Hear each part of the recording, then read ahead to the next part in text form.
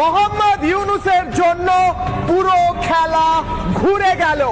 যে টাকা দিয়ে রোহিঙ্গাদের লালন পালন করেছে মোহাম্মদ ইউনূস, চরমপন্থী মৌলবাদী ইউনূস, সেই ইউনূসকে সব টাকা পাঠানো বন্ধ করে দিল মার্কিন যুক্তরাষ্ট্র অর্থাৎ ডোনাল্ড ট্রাম্প। এবার কি করবে মোহাম্মদ ইউনূস? যদিও পিঠ বাঁচাতে পররাষ্ট্র উপদেষ্টা বলছেন, আমরা তো জানতাম, ওরা তো বলেছিল, আমরা জানতাম আগে থেকে। কি বলছেন পররাষ্ট্র উপদেষ্টা নিজের পিঠ বাঁচানোর জন্য মোহাম্মদ ইউনূসের হয়ে? শুনুন।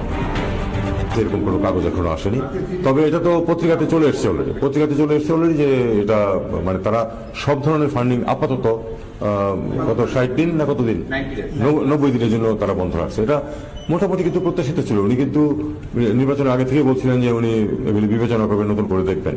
তো তারা বিবেচনার জন্য সময়টা নিয়েছে, এভাবেই তো বলছে যে তারপরে দেখবে যে কোনখানে দিতে হয়। এটা ধরে নেওয়া যায় যে এটা এই ধরনের ফান্ডিং কমবে, এটা তো সবাই আশঙ্কা করছে।